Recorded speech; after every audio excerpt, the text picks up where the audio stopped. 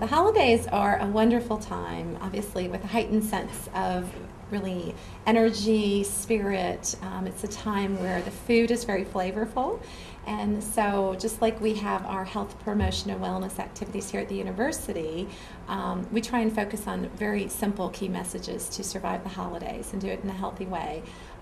We encourage individuals to eat healthy, to drink healthy, to move in a healthy way, to think positive, healthy messages, and then to actually consider maintaining or losing weight over the holidays. So Molly and I are here together to really share more details on how to achieve healthy holidays with these key messages.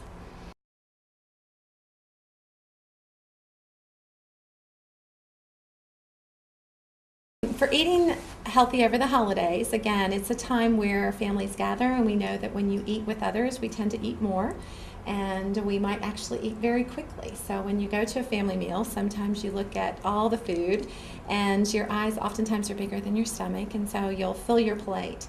One of the key things you want to do is, instead of using maybe the large plate, is to consider using your salad plate. So if you'll use your salad plate and fill it up, it will not be as much in terms of portions as if you use the larger plate. So staying with the smaller plate, the smaller portions, eating before you get to that family dinner or that, that turkey feast. We know that if you're hungry, you'll overconsume. So if you will eat something like a snack before you arrive, usually 2 hours in advance. Might have something with a little protein in it, so some low-fat cheese, maybe an egg, a carbohydrate as well. So an apple is wonderful; it has the fiber to fill you up, and a glass or two of water. If you'll have that before you arrive to your family dinner or your holiday dinner, you'll actually not eat as much. Another key message about eating is the slow movement. For example, in 20 minutes we can eat 4 cups of food, or if you slow down your eating, if you take a bite and then put your fork down or your spoon down and rest for a moment, maybe have a sip of water, it'll actually decrease the amount of food that you consume. And again, usually after 20 minutes, our brain signals that we've eaten something and we're full. And in that 20 minutes, we could have 2 cups of food instead of the 4 cups that otherwise, if we're trying to speed along and eat. So those are some of the key messages of healthy eating. Of course, it's also a great time to eat lots of vegetables. We know that vegetables will fill us up. They're also very nutritious for us. They have lots of vitamins and minerals. One of the key messages over the holidays of eating fruits and vegetables is the brighter in color. For example, if it's dark like a carrot or your sweet potatoes, it actually has more vitamins and minerals than if it's lighter in color. So trying to not only focus on eating more fruits and vegetables, but eat those rich, colorful kind of harvest of vegetables that will actually fill you up but be very nutritious for you too.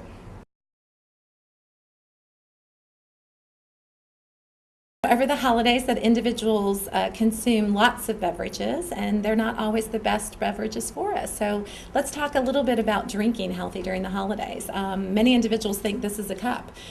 Share with us kind of your thoughts about this as a serving or a cup.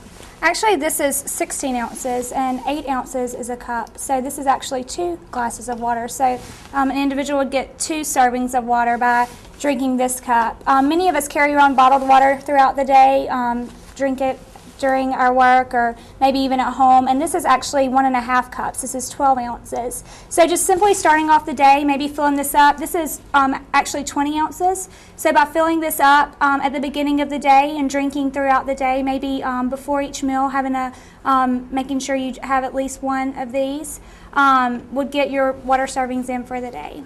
And Molly, how much water should we have in a day? Obviously, some individuals think 1 cup a day is now you've told us 2 cups is good. What are your recommendations? To try to get about 5 glasses a day, 5 8-ounce glasses a day. So if you had maybe this cup, you could have 2.5 of these a day. Or for this, you might want 3 of these a day to reach your 5 servings. That's wonderful. Now we know the holidays are also filled with lots of consumption of other beverages outside of water. So it's wonderful that we can start our day with water, we can add it before meals. But what would you suggest to someone who maybe likes to consume an alcoholic beverage during the holidays? What are our recommendations? For alcoholic beverages, you would need for a woman 1 glass a day, and for men 2 a day. So you would want to limit that consumption, as well as for our beverages that are high in calories that maybe not have alcohol in them. Yeah, absolutely. So even though alcohol, one a day, I think some people just add it up and have 7 on the weekend. Would that be acceptable? No, not at all. Not at all. Okay. No, and I think you're right. And I think a serving varies depending on what type of alcohol it is. So obviously liquor maybe being an ounce or a little bit more than an ounce is a serving. 4 ounces is your cup of wine. And then if it's beer, of course, we encourage light beer over the regular fully loaded alcoholic beer, again, being 12 ounces. So limiting that to 1 or 2 servings a day would be wonderful. The other beverages that are common might be eggnog. So what would you recommend for eggnog? Is that something that individuals should consume during the holidays? It certainly is seasonal. Sure, you would want to try to use skim milk or the least fat milk possible when you're making that beverage. Yeah, absolutely. And I think it's sometimes hard to find, but making your own is really essential. So what we purchase in the grocery store sometimes has already been prepared for us and maybe higher in calories. So looking at ways and strategies to reduce that. So I think that's great for drinking. Over the holidays, it's not a time that we have a lot of time to step back and think about healthy eating. We don't have a lot of time to think about exercise.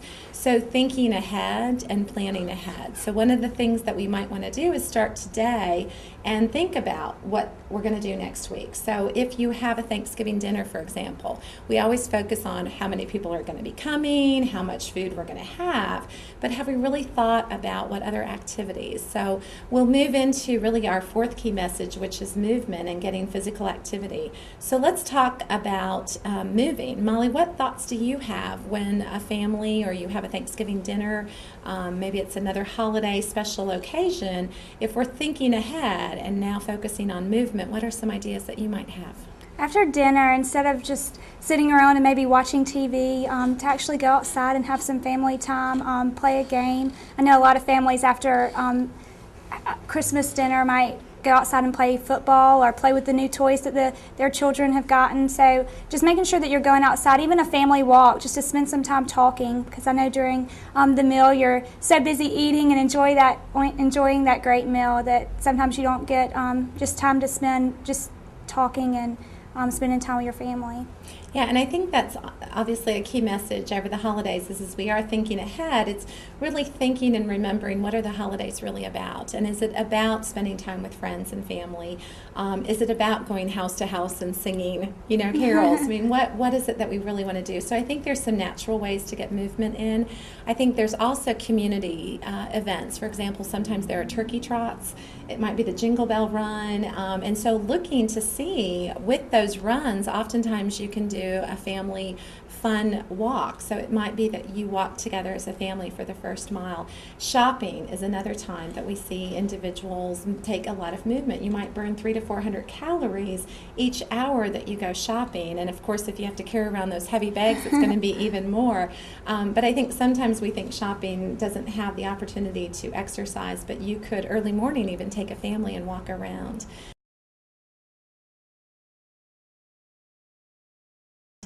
The other message I think we want to deliver is really about maintaining your weight over the holidays. We know that the average weight gain during the holidays is 7 up to 10 pounds. So what we have tried to do is encourage individuals to maintain or lose weight.